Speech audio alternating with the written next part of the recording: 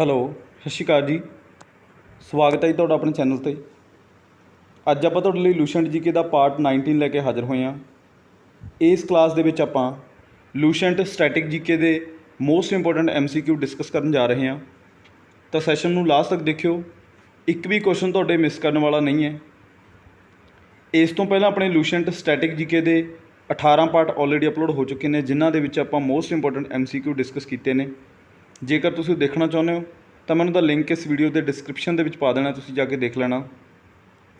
Otherwise ਤੁਸੀਂ ਆਪਣੇ channel 'ਤੇ ਵਿਜ਼ਿਟ ਕਰੋ, ਪਲੇਲਿਸਟ ਦੇ ਵਿੱਚ ਜਾਓ, ਉੱਥੇ ਤੁਹਾਨੂੰ ਆਲ ਸਬਜੈਕਟਸ ਦੀਆਂ ਵੀਡੀਓਜ਼ ਸੀਰੀਜ਼ ਵਾਈਜ਼ ਲੱਗੀਆਂ ਮਿਲ ਜਾਣਗੀਆਂ, ਜਾ ਕੇ ਦੇਖ ਸਕਦੇ ਹੋ ਅਤੇ ਆਪਣੀ ਤਿਆਰੀ ਵਧੀਆ ਤਰੀਕੇ ਨਾਲ ਕਰ ਸਕਦੇ ਹੋ। ਜੇਕਰ ਤੁਸੀਂ ਇਹ ਚਾਹੁੰਦੇ ਹੋ ਕਿ ਮੇਰੀਆਂ ਵੀਡੀਓਜ਼ ਤੁਹਾਡੇ ਤੱਕ ਪਹੁੰਚਦੇ ਰਹਿਣ ਤਾਂ ਚੈਨਲ ਨੂੰ ਸਬਸਕ੍ਰਾਈਬ ਕਰ ਲਿਓ, ਬੈਲ ਆਈਕਨ 'ਤੇ ਪ੍ਰੈਸ ਕਰ ਲਿਓ, ਤਾਂ ਕਿ ਆਉਣ ਵਾਲੀਆਂ ਵੀਡੀਓਜ਼ ਦੇ ਨੋਟੀਫਿਕੇਸ਼ਨ ਤੁਹਾਡੇ ਤੱਕ ਪਹੁੰਚਦੇ ਰਹਿਣ ਅਤੇ ਤੁਹਾਡੀ ਤਿਆਰੀ ਵਧੀਆ ਤਰੀਕੇ ਨਾਲ ਚੱਲਦੀ ਰਹੇ। ਅੱਜ ਦਾ ਜੋ ਆਪਣਾ ਸੈਸ਼ਨ ਹੈ, ਇਸ ਸੈਸ਼ਨ ਦੇ ਵਿੱਚ ਆਪਾਂ ਸਟੈਟਿਕ ਜੀਕੇ ਦੇ ਮੋਸਟ ਇੰਪੋਰਟੈਂਟ MCQ ਡਿਸਕਸ ਕਰਨ ਜਾ ਰਹੇ ਹਾਂ। ਤਾਂ ਸੈਸ਼ਨ ਨੂੰ ਲਾਸਟ ਤੱਕ ਜ਼ਰੂਰ ਦੇਖਿਓ, ਕਿਉਂਕਿ ਇਹਨਾਂ ਦੇ ਵਿੱਚੋਂ ਕੋਈ ਵੀ ਕੁਐਸਚਨ ਤੁਹਾਨੂੰ ਡਾਇਰੈਕਟ ਪੇਪਰ ਦੇ ਵਿੱਚ ਦੇਖਣ ਨੂੰ ਮਿਲ ਸਕਦਾ ਹੈ। ਤਾਂ ਸਟਾਰਟ ਕਰਦੇ ਹਾਂ ਆਪਣਾ ਅੱਜ ਦਾ ਸੈਸ਼ਨ ਅੱਜ ਦੇ ਪਹਿਲੇ ਕੁਐਸਚਨ ਦੇ ਨਾਲ। ਸਭ ਤੋਂ ਪਹਿਲਾ ਜਿਹੜਾ ਕੁਐਸਚਨ ਹੈ, who was the secretary general of the state during Simon commission. ਠੀਕ ਹੈ ਜੀ, ਇਹਦੀ ਪੰਜਾਬੀ ਮੈਂ ਤੁਹਾਨੂੰ ਨਾਲ ਨਾਲ ਬੋਲ ਕੇ ਦੱਸ ਦੇਣੀ ਹੈ। ਠੀਕ ਹੈ ਜੀ, ਤੁਸੀਂ ਪੰਜਾਬੀ ਦੇ ਵਿੱਚ ਇਹਨੂੰ ਕਨਵਰਟ ਕਰ ਲੈਣਾ। ਤਾਂ ਜਦੋਂ ਕਹਿੰਦੇ ਸਾਈਮਨ ਕਮਿਸ਼ਨ ਭਾਰਤ ਆਇਆ ਸੀ, ਉਸ ਟਾਈਮ 'ਤੇ ਜਿਹੜਾ ਇੰਡੀਆ ਦਾ ਸੈਕਟਰੀ ਜਨਰਲ ਸੀ ਉਹ ਕੌਣ ਸੀ? ਬਹੁਤ ਇੰਪੋਰਟੈਂਟ ਕੁਐਸਚਨ ਹੈ, ਤੁਹਾਨੂੰ ਪੁੱਛਿਆ ਜਾਊਗਾ। ਠੀਕ ਹੈ ਜੀ, ਜਿੰਨੇ ਵੀ ਆਪਾਂ ਆਪਣੇ ਸੈਸ਼ਨ ਜਿੰਨੇ ਵੀ ਅਪਲੋਡ ਹੋਏ ਨੇ, ਸਾਰਿਆਂ ਦੇ ਵਿੱਚ ਆਪਾਂ ਇਹੋ ਜਿਹੇ ਕੁਐਸਚਨ ਹੀ ਡਿਸਕਸ ਕੀਤੇ ਨੇ, ਜਿਹੜੇ ਕਿ ਮੋਡਰੇਟ ਲੈਵਲ ਦੇ ਨੇ। ਠੀਕ ਹੈ ਜੀ, ਜਿਹੜੇ ਕਿ ਤੁਹਾਡੇ ਇੱਕ ਵਧੀਆ ਐਕਸਟ੍ਰੀਮ ਲੈਵਲ ਦੀ ਤਿਆਰੀ ਦੇ ਲਈ ਬਹੁਤ ਜ਼ਰੂਰੀ ਨੇ। ਠੀਕ ਹੈ ਜੀ, ਤਾਂ ਇਹ ਸਾਰੇ ਸੈਸ਼ਨ ਆਪਣੇ ਅਟੈਂਡ ਕਰਿਓ, ਜਿੰਨੇ ਵੀ ਇਸ ਤੋਂ ਪਹਿਲਾਂ ਪ੍ਰੀਵੀਅਸ ਸੈਸ਼ਨ ਨੇ ਆਪਣੇ ਲੂਸੈਂਟ ਜੀਕੇ ਦੇ।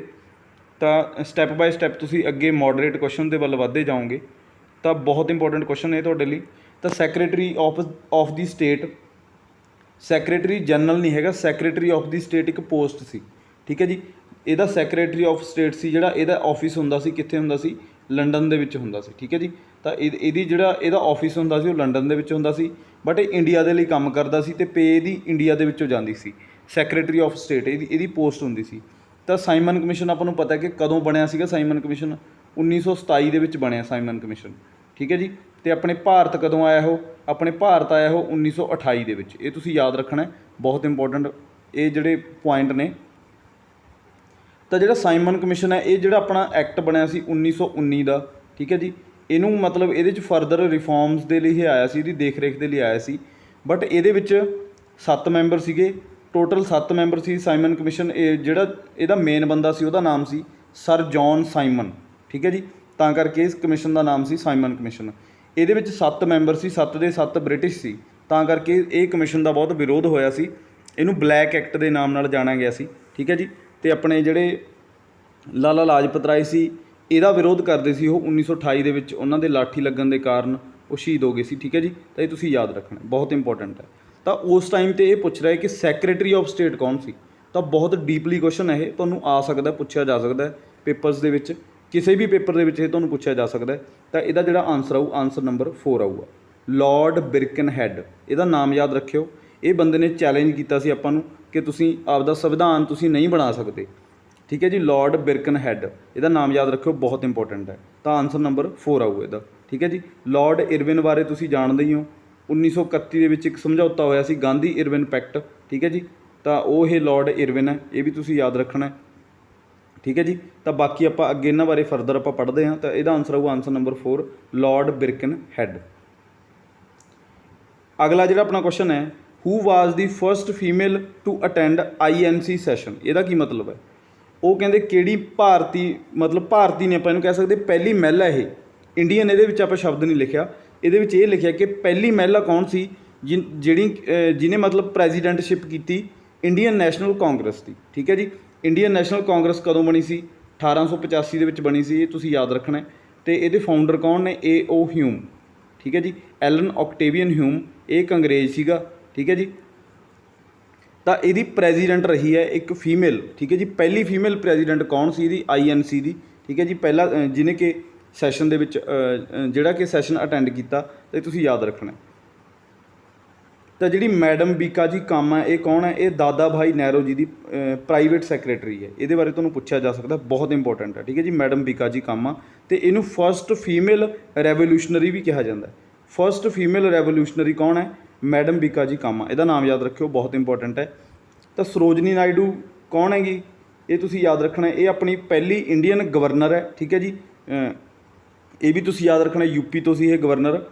ਅਤੇ ਇੱਥੇ ਆਪਾਂ ਨੂੰ ਜਿਹੜਾ ਪੁੱਛਿਆ ਗਿਆ, ਇਹ ਪੁੱਛਿਆ ਗਿਆ ਪਹਿਲੀ ਫੀਮੇਲ, ਤਾਂ ਉਹ ਸੀਗੀ ਆਪਣੀ ਐਨੀ ਬੇਸੈਂਟ। ਠੀਕ ਹੈ ਜੀ, ਐਨੀ ਬੇਸੈਂਟ ਨੇ ਮਤਲਬ ਇੰਡੀਅਨ ਨੈਸ਼ਨਲ ਕਾਂਗਰਸ ਦੀ ਪ੍ਰੈਜ਼ੀਡੈਂਟਸ਼ਿਪ ਕੀਤੀ ਸੀ, ਸਭ ਤੋਂ ਪਹਿਲੀ ਔਰਤ ਹੈ ਇਹ। ਜਿਸ ਨੂੰ ਇਹ ਪੁੱਛਿਆ ਗਿਆ ਕਿ ਪਹਿਲੀ ਇੰਡੀਅਨ ਔਰਤ ਕੌਣ ਸੀ, ਤਾਂ ਉਹ ਸੀਗੀ ਆਪਣੀ ਸਰੋਜਨੀ ਨਾਇਡੂ। ਇਹ ਯਾਦ ਰੱਖਿਓ, ਬਹੁਤ ਇੰਪੋਰਟੈਂਟ ਹੈ, ਕਨਫਿਊਜ਼ਿੰਗ ਕੁਐਸਚਨ ਹੈ। ਤਾਂ ਇਹ 'ਚ ਆਪਾਂ ਨੂੰ ਫਸਟ ਫੀਮੇਲ ਪੁੱਛਿਆ ਓਨਲੀ, ਇੰਡੀਅਨ ਨਹੀਂ ਕਿਹਾ। ਇੰਡੀਅਨ ਕਿਹਾ ਤਾਂ ਸਰੋਜਨੀ ਨਾਇਡੂ ਆਊਗਾ। ਤਾਂ ਇਹਦਾ ਆਨਸਰ ਆਊਗਾ ਐਨੀ ਬੇਸੈਂਟ, ਆਨਸਰ ਨੰਬਰ 2 ਆਊਗਾ। ਤਾਂ ਕਦੋਂ ਬਣੀ ਸੀ ਇਹ ਪ੍ਰੈਜ਼ੀਡੈਂਟ? 1917 ਵਾਲੇ ਸੈਸ਼ਨ ਦੇ ਵਿੱਚ ਬਣੀ ਸੀ। ਠੀਕ ਹੈ ਜੀ, 1917 ਦੇ ਵਿੱਚ ਸੈਸ਼ਨ ਹੋਇਆ ਸੀ, ਇਹ ਯਾਦ ਰੱਖਿਓ। ਤਾਂ ਉਹਦੇ ਵਿੱਚ ਇਹ ਪ੍ਰੈਜ਼ੀਡੈਂਟ ਬਣੀ ਸੀ। ਅਤੇ 1916 ਦੇ ਵਿੱਚ ਇਹ ਹੋਮ ਰੂਲ ਲੀਗ ਜਿਹੜੀ ਕਿ ਬਾਲ ਗੰਗਾਧਰ ਤਿਲਕ ਨੇ ਚਲਾਈ ਸੀ, ਉਹਦੀ ਵੀ ਇਹ ਮੈਂਬਰ ਰਹੀ ਹੈ। ਠੀਕ ਹੈ ਜੀ, ਇਹਨੇ ਆਪਣੇ ਜਿਹੜੇ ਹੈੱਡਕੁਆਟਰ ਬਣਾਏ ਸੀ ਮਦਰਾਸ ਦੇ ਵਿੱਚ ਬਣਾਏ ਸੀ, ਅਦਿਆਰ ਦੇ ਵਿੱਚ। ਠੀਕ ਹੈ ਜੀ, ਇਹ ਯਾਦ ਰੱਖਣਾ, ਬਹੁਤ ਇੰਪੋਰਟੈਂਟ ਪੁਆਇੰਟ ਨੇ। ਠੀਕ ਹੈ ਜੀ, ਤਾਂ ਆਨਸਰ ਨੰਬਰ 2 ਆਊਗਾ ਐਨੀ ਬੇਸੈਂਟ। ਅਗਲਾ ਜਿਹੜਾ ਆਪਣਾ ਕੁਐਸਚਨ ਹੈ, who was the first president of Ghadar Party? ਤਾਂ ਜਿਹੜੀ ਆਪਣੀ ਗਦਰ ਪਾਰਟੀ ਬਣੀ ਸੀ, ਇਹਦੇ ਪਹਿਲੇ ਪ੍ਰਧਾਨ ਤੁਹਾਨੂੰ ਪਤਾ ਹੋਣੇ ਚਾਹੀਦੇ ਨੇ, ਫਸਟ ਪ੍ਰੈਜ਼ੀਡੈਂਟ ਕੌਣ ਸੀ। ਠੀਕ ਹੈ ਜੀ, ਕਦੋਂ ਬਣੀ ਹੈ ਗਦਰ ਪਾਰਟੀ? 1913 ਈਸਵੀ ਦੇ ਵਿੱਚ ਬਣੀ ਹੈ। ਠੀਕ ਹੈ ਜੀ, ਤਾਂ ਇਹਦੇ ਫਾਊਂਡਰ ਕੌਣ ਸੀ? ਲਾਲਾ ਹਰਦਿਆਲ। ਲਾਲਾ ਹਰਦਿਆਲ ਇਹਦੇ ਫਾਊਂਡਰ ਸੀ। ਠੀਕ ਹੈ ਜੀ, ਸੋਹਣ ਸਿੰਘ ਭਕਨਾ ਇਹਦੇ ਕੌਣ ਸੀ? ਪ੍ਰੈਜ਼ੀਡੈਂਟ ਸੀ। ਤਾਂ ਆਨਸਰ ਵੀ ਇਹਦਾ ਸੋਹਣ ਸਿੰਘ ਭਕਨਾ ਆਊਗਾ, ਆਨਸਰ ਨੰਬਰ 2 ਆਊਗਾ। ਪਹਿਲੇ ਪ੍ਰੈਜ਼ੀਡੈਂਟ ਪੁੱਛਿਆ ਤੁਹਾਨੂੰ, ਜੇ ਤੁਹਾਨੂੰ ਫਾਊਂਡਰ ਪੁੱਛਿਆ ਤਾਂ ਲਾਲਾ ਹਰਦਿਆਲ ਆਉਣਗੇ।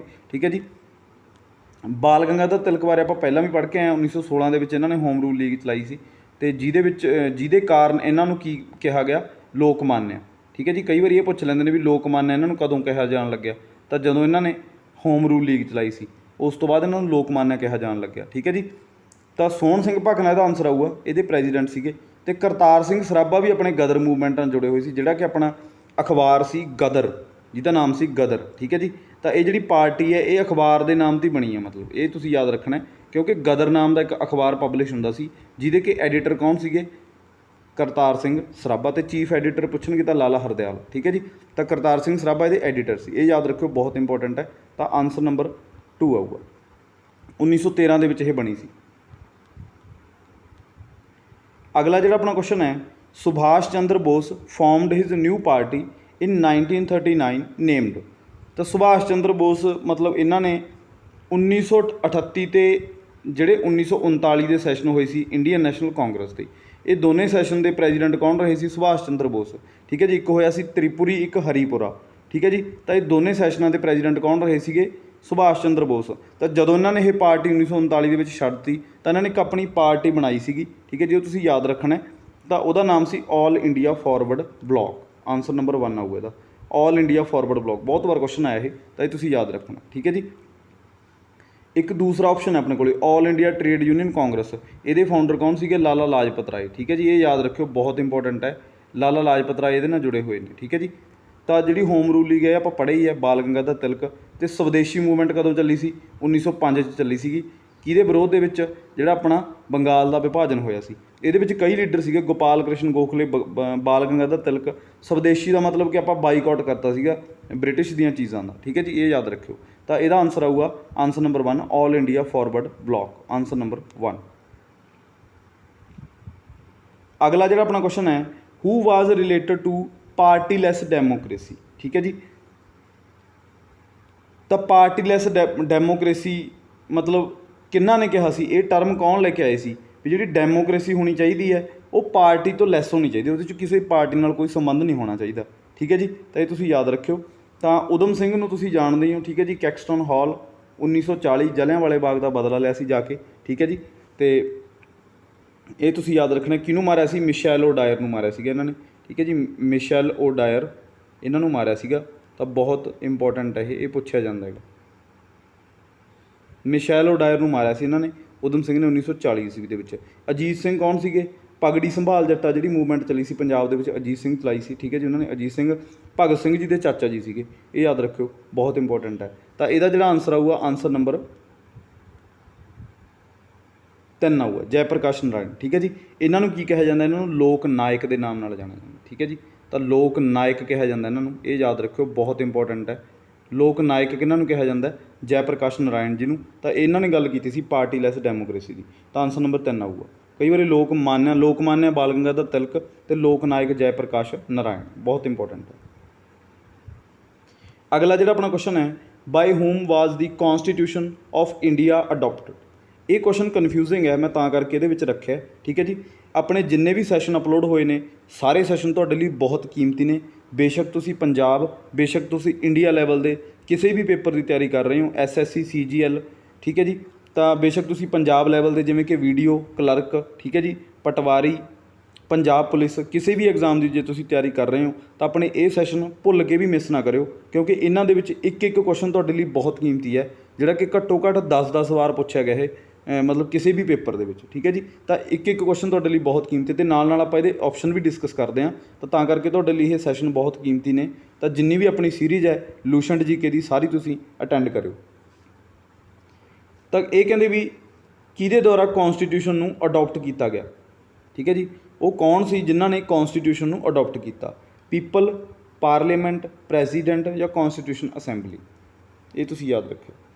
ਤਾਂ ਇਹਦਾ ਜਿਹੜਾ ਆਨਸਰ ਆਊ, ਆਨਸਰ ਨੰਬਰ 4 ਆਊਗਾ ਇਹਦੇ ਵਿੱਚ, ਕਿਉਂਕਿ ਆਪਾਂ ਕੌਨਸਟੀਟਿਊਸ਼ਨ ਦੇ ਵਿੱਚ ਕੀ ਲਿਖਿਆ? ਵੀ ਦਾ ਪੀਪਲ। ਆਪਾਂ ਨੂੰ ਇਹ ਕਨਫਿਊਜ਼ ਹੋ ਜਾਂਦੇ ਹਾਂ ਕਿ ਕਿਤੇ ਪੀਪਲ ਨਾ ਆਵੇ, ਬਟ ਪੀਪਲ ਨਹੀਂ, ਆਪਾਂ ਨੂੰ ਅਡੋਪਟ ਦੀ ਗੱਲ, ਕਿਉਂਕਿ ਅਡੋਪਟ ਕਿਹਨਾਂ ਦੁਆਰਾ ਕੀਤਾ ਗਿਆ? ਕੌਨਸਟੀਟਿਊਸ਼ਨ ਅਸੈਂਬਲੀ ਦੇ ਦੁਆਰਾ ਕੀਤਾ ਗਿਆ। ਤਾਂ ਆਨਸਰ ਨੰਬਰ 4 ਆਊਗਾ। ਤਾਂ ਆਨਸਰ ਨੰਬਰ 4 ਕਦੋਂ ਅਡੋਪਟ ਕੀਤਾ ਗਿਆ? 26 ਨਵੰਬਰ 1949 ਨੂੰ। 26 ਨਵੰਬਰ ਨੂੰ ਆਪਾਂ ਕੀ ਮਨਾਉਂਦੇ ਹਾਂ? ਕੌਨਸਟੀਟਿਊਸ਼ਨ ਡੇ ਮਨਾਉਂਦੇ ਹਾਂ। ਇਹ ਯਾਦ ਰੱਖਿਓ, ਬਹੁਤ ਇੰਪੋਰਟੈਂਟ ਹੈ। ਅਗਲਾ ਜਿਹੜਾ ਆਪਣਾ ਕੁਐਸਚਨ ਹੈ, what is the minimum age of become prime minister of India? ਜੇ ਤੁਸੀਂ ਪ੍ਰਾਈਮ ਮਿਨਿਸਟਰ ਬਣਨਾ ਹੈ ਤਾਂ ਤੁਹਾਡੀ ਏਜ ਕਿੰਨੀ ਹੋਣੀ ਚਾਹੀਦੀ ਹੈ? ਇਹ ਜਿਹੜੀ 21 ਸਾਲ ਹੈ ਇਹ ਤਾਂ ਪੰਚਾਇਤੀ ਰਾਜ ਦੇ, ਜੇ ਤੁਸੀਂ ਇਲੈਕਸ਼ਨ ਦੇ ਵਿੱਚ ਮਤਲਬ ਸਰਪੰਚ ਵਗੈਰਾ ਜੇ ਤੁਸੀਂ ਖੜ੍ਹੇ ਹੋਣਾ ਚਾਹੁੰਦੇ ਹੋ ਤਾਂ 21 ਸਾਲ ਤੁਹਾਡੀ ਉਮਰ ਹੋਣੀ ਚਾਹੀਦੀ ਹੈ। 25 ਸਾਲ ਤੁਹਾਡੀ ਜੇ ਤੁਸੀਂ ਲੋਕ ਸਭਾ ਦਾ ਮੈਂਬਰ ਬਣਨਾ ਹੈ, 30 ਸਾਲ ਜੇ ਤੁਸੀਂ ਰਾਜ ਸਭਾ ਦਾ ਮੈਂਬਰ ਬਣਨਾ ਹੈ, ਅਤੇ 35 ਸਾਲ ਤੁਹਾਡੀ ਪ੍ਰੈਜ਼ੀਡੈਂਟ, ਵਾਈਸ ਪ੍ਰੈਜ਼ੀਡੈਂਟ, ਗਵਰਨਰ। ਠੀਕ ਹੈ ਜੀ। ਤਾਂ ਇਹ ਜੇ ਤੁਸੀਂ ਇਹ ਬੋਡੀਜ਼ ਦੇ ਵਿੱਚ ਜਾਣਾ ਤਾਂ 35 ਸਾਲ ਤੁਹਾਡੀ ਘੱਟੋ ਘੱਟ ਹੋਣੀ ਚਾਹੀਦੀ ਹੈ ਉਮਰ। ਠੀਕ ਹੈ ਜੀ। ਤਾਂ ਇਹਦੇ ਵਿੱਚ ਆਪਾਂ ਨੂੰ ਪ੍ਰਾਈਮ ਮਿਨਿਸਟਰ ਦੀ ਪੁੱਛਿਆ ਤਾਂ ਇਹ ਮਿਨੀਮਮ ਏਜ ਆਊਗੀ 25 ਸਾਲ। ਠੀਕ ਹੈ ਜੀ। ਬਟ ਪ੍ਰਾਈਮ ਮਿਨਿਸਟਰ ਜਿਹੜੀ ਉਹ ਇਹ ਵੀ ਆ ਜਾਂਦਾ ਕਿ ਪ੍ਰਾਈਮ ਮਿਨਿਸਟਰ ਕਿਹੜੇ ਸਦਨ ਦਾ ਹੁੰਦਾ? ਤਾਂ ਉਹ ਕਿਸੇ ਵੀ ਸਦਨ ਦਾ ਹੋ ਸਕਦਾ, ਲੋਕ ਸਭਾ ਦਾ, ਰਾਜ ਸਭਾ ਦਾ। ਜੇ ਉਹ ਲੋਕ ਸਭਾ ਦਾ ਤਾਂ ਉਹਦੀ ਉਮਰ 25 ਹੋਣੀ ਚਾਹੀਦੀ ਹੈ, ਜੇ ਉਹ ਰਾਜ ਸਭਾ ਦਾ ਉਹਦੀ ਉਮਰ 30 ਹੋਣੀ ਚਾਹੀਦੀ ਹੈ। ਠੀਕ ਹੈ ਜੀ। ਬਟ ਜਦੋਂ ਉਹ ਪ੍ਰਾਈਮ ਮਿਨਿਸਟਰ ਬਣ ਗਿਆ ਤਾਂ ਉਹਦਾ ਕਿਸੇ ਵੀ ਸਦਨ ਨਾਲ ਕੋਈ ਲਿੰਕ ਨਹੀਂ। ਠੀਕ ਹੈ ਜੀ। ਇਹ ਯਾਦ ਰੱਖਿਓ। ਤਾਂ ਆਨਸਰ ਨੰਬਰ 2 ਆਊਗਾ ਇਹਦਾ। ਅਗਲਾ ਜਿਹੜਾ ਆਪਣਾ ਕੁਐਸਚਨ ਹੈ, what is the total term of CAG? CAG ਮਤਲਬ controller and auditor general of India. Article 148 ਇਹਦੀ ਗੱਲ ਕਰਦਾ। ਠੀਕ ਹੈ ਜੀ। ਆਪਣੇ ਕੈਗ ਦੀ। ਠੀਕ ਹੈ ਜੀ। ਤਾਂ ਇਹਦੀ ਜਿਹੜੀ ਟਰਮ ਹੁੰਦੀ ਹੈ ਉਹ ਹੁੰਦੀ ਹੈ 6 ਸਾਲ। ਠੀਕ ਹੈ ਜੀ। ਬਾਕੀ ਮੋਸਟਲੀ 5 ਸਾਲ ਹੁੰਦੀ ਹੈ ਜ਼ਿਆਦਾਤਰ, ਬਟ ਇਹਦੀ 6 ਸਾਲ ਹੁੰਦੀ ਹੈ। ਤਾਂ ਇਹ ਤੁਸੀਂ ਯਾਦ ਰੱਖਿਓ। ਆਨਸਰ ਨੰਬਰ 2 ਆਊਗਾ। ਅਤੇ ਇਹਨੂੰ ਅਪੁਆਇੰਟ ਕੌਣ ਕਰਦਾ ਹੈ? ਪ੍ਰੈਜ਼ੀਡੈਂਟ। ਇਹ ਵੀ ਯਾਦ ਰੱਖਿਓ। ਠੀਕ ਹੈ ਜੀ। ਤਾਂ ਆਨਸਰ ਨੰਬਰ 2 ਆਊਗਾ। ਆਰਟੀਕਲ 148 ਇਹਦੀ ਗੱਲ ਕਰਦਾ। ਅਗਲਾ ਜਿਹੜਾ ਆਪਣਾ ਕੁਐਸਚਨ ਹੈ, planning commission of India was. Planning commission ਕਹਿੰਦੇ ਕੀ ਹੈ? Constitutional body, non constitutional body, private body, all of the above. ਤਾਂ ਇਹ ਜਿਹੜੀ ਕੌਨਸਟੀਟਿਊਸ਼ਨਲ ਬੋਡੀਜ਼ ਹੁੰਦੀਆਂ ਨੇ, ਜਿਵੇਂ ਕਿ ਤੁਹਾਡੀ UPSC ਹੋ ਗਈ, ਇਹ ਇੱਕ ਕੌਨਸਟੀਟਿਊਸ਼ਨਲ ਬੋਡੀ ਹੈ, ਕਿਉਂਕਿ ਕੌਨਸਟੀਟਿਊਸ਼ਨ ਦੇ ਵਿੱਚ ਇਹਦਾ ਜ਼ਿਕਰ ਹੈਗਾ ਆਰਟੀਕਲ 315 ਦੇ ਵਿੱਚ। ਠੀਕ ਹੈ ਜੀ। ਇਲੈਕਸ਼ਨ ਕਮਿਸ਼ਨ ਹੈ ਤੁਹਾਡਾ, ਉਹ ਵੀ ਇੱਕ ਕੌਨਸਟੀਟਿਊਸ਼ਨਲ ਬੋਡੀ ਹੈ। National commission for SC ST, ਇਹ ਵੀ ਤੁਹਾਡੀ ਇੱਕ ਕੌਨਸਟੀਟਿਊਸ਼ਨਲ ਬੋਡੀ ਹੈ। ਜਿਹਦਾ ਜ਼ਿਕਰ ਸੰਵਿਧਾਨ ਦੇ ਵਿੱਚ ਆਉਂਦਾ ਉਹ ਇੱਕ ਕੌਨਸਟੀਟਿਊਸ਼ਨਲ ਬੋਡੀ ਹੈ, ਜਿਹਦੇ ਵਾਸਤੇ ਸੈਪਰੇਟ ਇੱਕ ਮਤਲਬ ਆਪਾਂ ਕਹਿੰਦੇ ਹਾਂ ਆਰਟੀਕਲ ਬਣੇ ਹੋਏ ਨੇ। ਠੀਕ ਹੈ ਜੀ। ਤਾਂ ਜਿਹੜੀ ਪਲੈਨਿੰਗ ਕਮਿਸ਼ਨ ਹੈ ਇਹ ਇੱਕ ਨਾਨ ਕੌਨਸਟੀਟਿਊਸ਼ਨਲ ਬੋਡੀ ਹੈ। ਆਨਸਰ ਨੰਬਰ 2 ਆਊਗਾ ਇਹਦਾ। ਇਹ ਯਾਦ ਰੱਖਿਓ, ਕਈ ਵਾਰੀ ਕੁਐਸਚਨ ਇਹ ਪੁੱਛਿਆ ਗਿਆ। ਠੀਕ ਹੈ ਜੀ। ਤਾਂ ਆਨਸਰ ਨੰਬਰ 2 ਆਊਗਾ। ਅਗਲਾ ਜਿਹੜਾ ਆਪਣਾ ਕੁਐਸਚਨ ਹੈ, which is the first linguistic state. ਤਾਂ ਪਹਿਲਾ ਕਹਿੰਦੇ ਉਹ ਕਿਹੜਾ ਰਾਜ ਹੈ ਜਿਹੜਾ ਕਿ ਭਾਸ਼ਾ ਦੇ ਆਧਾਰ 'ਤੇ ਬਣਾਇਆ ਗਿਆ? ਆਂਧਰਾ ਪ੍ਰਦੇਸ਼, ਪੰਜਾਬ, ਹਰਿਆਣਾ ਜਾਂ ਉੱਤਰਾਖੰਡ? ਤਾਂ ਇਹਦਾ ਮਤਲਬ ਈਜ਼ੀ ਕੁਐਸਚਨ ਹੈ, ਤੁਸੀਂ ਆਪ ਖੁਦ ਵੀ ਅਟੈਂਪਟ ਕੀਤਾ ਹੋ ਕਈ ਵਾਰ। ਤਾਂ ਉਹ ਸੀਗਾ ਆਂਧਰਾ ਪ੍ਰਦੇਸ਼। 1953 ਦੇ ਵਿੱਚ ਇਹ ਰਾਜ ਹੈ ਜਿਹੜਾ ਉਹ ਬਣਿਆ ਸੀਗਾ। ਠੀਕ ਹੈ ਜੀ। ਲਿੰਗੁਇਸਟਿਕ ਬੇਸ ਦੀ, ਇਹ ਤੁਸੀਂ ਯਾਦ ਰੱਖਿਓ। ਤਾਂ ਆਨਸਰ ਨੰਬਰ 1 ਆਊਗਾ 1953। ਅਗਲਾ ਜਿਹੜਾ ਆਪਣਾ ਕੁਐਸਚਨ ਹੈ, which is the best quality of coal. ਕੋਲੇ ਦੀ ਸਭ ਤੋਂ ਵਧੀਆ ਕਿਸਮ ਕਹਿੰਦੇ ਕਿਹੜੀ ਹੈ? ਐਂਥਰਾਸਾਈਟ, ਲਿਗਨਾਈਟ ਅਤੇ ਪੀਟ। ਇਹ ਮੈਂ ਐਜ਼ ਇਟ ਇਜ਼ ਲਾਏ ਹੋਏ ਨੇ। ਸਭ ਤੋਂ ਫਸਟ 'ਤੇ ਆਉਂਦਾ ਐਂਥਰਾਸਾਈਟ, ਜਿਹੜੀ ਕਿ ਸਭ ਤੋਂ ਬੈਸਟ ਕੁਆਲਿਟੀ ਹੈ ਕੋਲ ਦੀ। ਠੀਕ ਹੈ ਜੀ। ਲਿਗਨਾਈਟ ਮੀਡੀਅਮ ਕੁਆਲਿਟੀ ਹੈ, ਅਤੇ ਪੀਟ ਸਭ ਤੋਂ ਘਟੀਆ ਕੁਆਲਿਟੀ ਹੈ ਜਿਹਨੂੰ ਆਪਾਂ ਕਹਿ ਸਕਦੇ ਹਾਂ।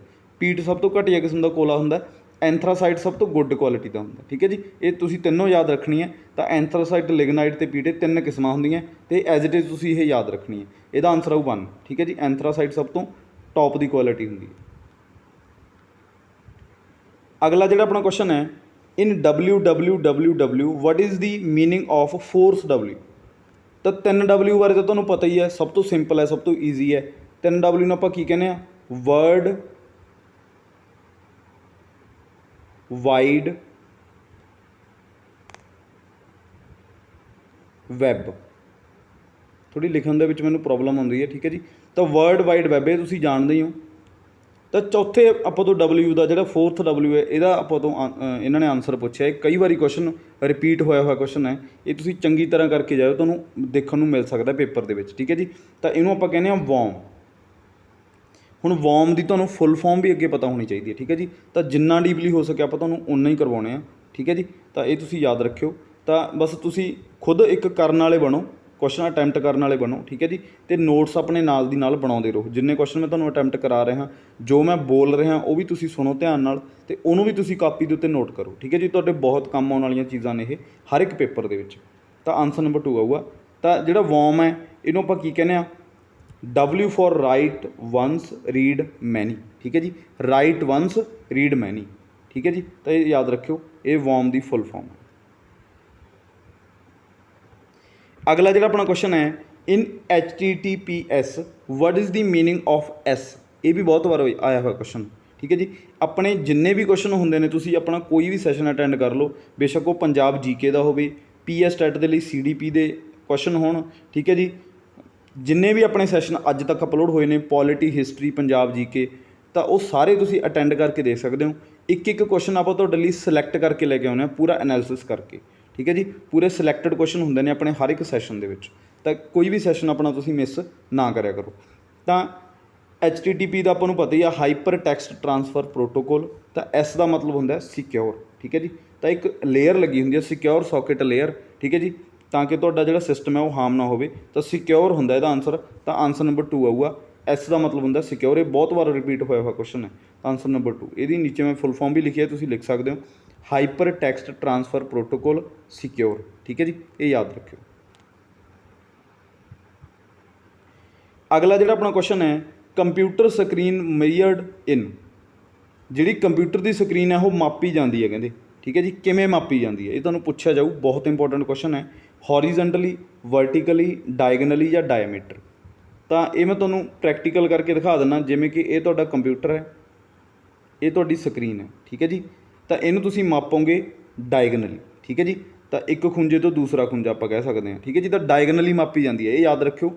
ਬਹੁਤ ਵਾਰ ਆਇਆ ਹੋਇਆ ਕੁਐਸਚਨ ਹੈ ਇਹ। ਆਨਸਰ ਨੰਬਰ 3 ਆਊਗਾ। ਕੰਪਿਊਟਰ ਦੀ ਸਕਰੀਨ ਜੇ ਤੁਸੀਂ ਮਾਪਣੀ ਹੈ, ਜਿਵੇਂ ਆਪਾਂ ਕਹਿੰਦੇ ਹਾਂ ਕਿ ਮੈਂ ਇੰਨੇ ਇੰਚ, ਕਿ ਮੈਂ 36 ਇੰਚ LED ਲੈ ਕੇ ਆਇਆ, ਕਿ ਮੈਂ, ਠੀਕ ਹੈ, ਤਾਂ ਜਿਹੜਾ ਆਪਾਂ LEDਆਂ ਲੈ ਕੇ ਆਉਂਦੇ ਹਾਂ, LCD ਲੈ ਕੇ ਆਉਂਦੇ ਹਾਂ, ਤਾਂ ਉਹ ਡਾਇਗਨਲੀ ਮਾਪਦੇ ਉਹਨੂੰ। ਠੀਕ ਹੈ ਜੀ, ਤਾਂ ਡਾਇਗਨਲੀ ਦਾ ਮਤਲਬ ਇਸ ਤਰੀਕੇ ਨਾਲ ਮਾਪੀ ਜਾਂਦੀ ਹੈ। ਠੀਕ ਹੈ ਜੀ, ਇਹ ਤੁਸੀਂ ਯਾਦ ਰੱਖਣਾ। ਆਨਸਰ ਨੰਬਰ 3 ਆਊਗਾ, ਡਾਇਗਨਲੀ। ਅੱਜ ਦੇ ਸੈਸ਼ਨ ਦਾ ਜਿਹੜਾ ਆਪਣਾ ਲਾਸਟ ਕੁਐਸਚਨ ਹੈ, what is the unit to measure the speed of super computer. ਜਿਹੜਾ ਤੁਹਾਡਾ ਸੁਪਰ ਕੰਪਿਊਟਰ ਹੁੰਦਾ, ਜਿਹੜਾ ਕਿ ਬਹੁਤ ਕੰਪਲੀਕੇਟਡ ਜਿਹੜੇ ਵਰਕ ਹੁੰਦੇ ਉਹਨਾਂ ਦੇ ਲਈ ਯੂਜ਼ ਹੁੰਦਾ, ਜਿਵੇਂ ਕਿ ਸਾਇੰਟਿਸਟ ਯੂਜ਼ ਕਰਦੇ ਨੇ। ਠੀਕ ਹੈ, ਬਹੁਤ ਮਹਿੰਗਾ ਕੰਪਿਊਟਰ ਹੁੰਦਾ ਇਹ ਸੁਪਰ ਕੰਪਿਊਟਰ। ਇਹਦੀ ਜਿਹੜੀ ਸਪੀਡ ਹੈ ਉਹ ਕਿਵੇਂ ਮਾਪੀ ਜਾਂਦੀ ਹੈ, ਇਹ ਵੀ ਬਹੁਤ ਇੰਪੋਰਟੈਂਟ ਕੁਐਸਚਨ ਹੈ ਅਤੇ ਕਈ ਵਾਰ ਪੁੱਛਿਆ ਗਿਆ ਕੁਐਸਚਨ ਹੈ। ਠੀਕ ਹੈ ਜੀ, ਤਾਂ ਇਹ ਜਿਹੜੇ ਆਪਣੇ ਸੈਸ਼ਨ ਹੈ ਉਹ ਮੈਂ ਇੰਗਲਿਸ਼ ਦੇ ਵਿੱਚ ਹੁਣ ਪ੍ਰਿੰਟ ਕਰਦਾ, ਅਤੇ ਪੰਜਾਬੀ ਮੈਂ ਤੁਹਾਨੂੰ ਬੋਲ ਕੇ ਇਹਦੀ ਦੱਸ ਦਿੰਦਾ। ਠੀਕ ਹੈ ਜੀ, ਤੁਸੀਂ ਪੰਜਾਬੀ ਦੇ ਵਿੱਚ ਲਿਖ ਲਿਆ ਕਰੋ ਨਾਲ ਦੀ ਨਾਲ ਜੋ ਵੀ ਮੈਂ ਬੋਲਦਾ। ਠੀਕ ਹੈ ਜੀ, ਵੈਸੇ ਤੁਹਾਨੂੰ ਇੰਨੀ ਕੁ ਤਾਂ ਸਮਝ ਆ ਜਾਂਦੀ ਹੋਊ, ਕਿਉਂਕਿ ਇਹ ਕੋਈ ਜ਼ਿਆਦਾ ਟਫ ਇੰਗਲਿਸ਼ ਨਹੀਂ ਹੈਗੀ, ਸਿੰਪਲ ਇੰਗਲਿਸ਼ ਹੈ। ਜੇਕਰ ਆਪਾਂ ਤਿਆਰੀ ਕਰ ਰਹੇ ਹਾਂ, ਜੇ ਆਪਾਂ ਨੂੰ ਇਹ ਇੰਗਲਿਸ਼ ਵੀ ਨਹੀਂ ਆਉਂਦੀ, ਤਾਂ ਥੋੜ੍ਹਾ ਕੰਮ ਔਖਾ ਹੈ ਆਪਣਾ ਪੇਪਰਾਂ ਦੇ ਵਿੱਚ। ਠੀਕ ਹੈ ਜੀ, ਇਹ ਤਾਂ ਸਭ ਤੋਂ ਸਿੰਪਲ ਇੰਗਲਿਸ਼ ਹੈ। ਤਾਂ ਇਹਦੀ ਤੁਸੀਂ ਪੰਜਾਬੀ ਵੈਸੇ ਖੁਦ ਵੀ ਕਰ ਸਕਦੇ ਹੋ, ਮੈਨੂੰ ਕਰਨ ਦੀ ਵੀ ਨਹੀਂ ਲੋੜ। ਤਾਂ what is the unit to measure the speed of. ਜੇ ਸੁਪਰ ਕੰਪਿਊਟਰ ਦੀ ਸਪੀਡ ਕਹਿੰਦੇ ਤੁਸੀਂ ਕਿਵੇਂ ਮਾਪ ਸਕਦੇ ਹੋ। ਠੀਕ ਹੈ ਜੀ, ਉਹਦਾ ਕੀ ਪੈਮਾਨਾ ਹੈ, ਤਾਂ ਉਹਨੂੰ ਆਪਾਂ ਕਹਿੰਦੇ ਹਾਂ ਫਲੋਪਸ। ਠੀਕ ਹੈ ਜੀ, ਤਾਂ ਫਲੋਪਸ ਕਹਿ ਸਕਦੇ ਹਾਂ। ਜਿਹੜੇ ਆਪਣੇ ਨੋਰਮਲ PC ਹੁੰਦੇ ਨੇ, ਇਹਨੂੰ ਆਪਾਂ ਗੀਗਾਹਰਟਸ ਦੇ ਵਿੱਚ ਮਾਪਦੇ ਹਾਂ। ਠੀਕ ਹੈ ਜੀ, ਗੀਗਾਹਰਟਸ, ਅੱਜ ਕੱਲ੍ਹ ਗੀਗਾਹਰਟਸ ਚੱਲਦਾ। ਠੀਕ ਹੈ ਜੀ, ਕਿਉਂਕਿ ਮੈਮਰੀ ਬਹੁਤ ਜ਼ਿਆਦਾ ਹੁਣ ਜਿਹੜੀ ਉਹ ਵੱਧ ਗਈ। ਤਾਂ ਜਿਹੜਾ ਸੁਪਰ ਕੰਪਿਊਟਰ ਇਹਨੂੰ ਫਲੋਪਸ ਦੇ ਵਿੱਚ। ਹੁਣ ਫਲੋਪਸ ਦੀ ਅੱਗੇ ਤੁਹਾਨੂੰ ਫੁੱਲ ਫਾਰਮ ਵੀ ਤੁਹਾਨੂੰ ਪਤਾ ਹੋਣੀ ਚਾਹੀਦੀ ਹੈ। ਠੀਕ ਹੈ ਜੀ, ਇੰਨਾ ਕੁ ਤੁਹਾਨੂੰ ਆਪਾਂ ਡੀਪਲੀ ਕਰਵਾਉਣਾ ਹੈ।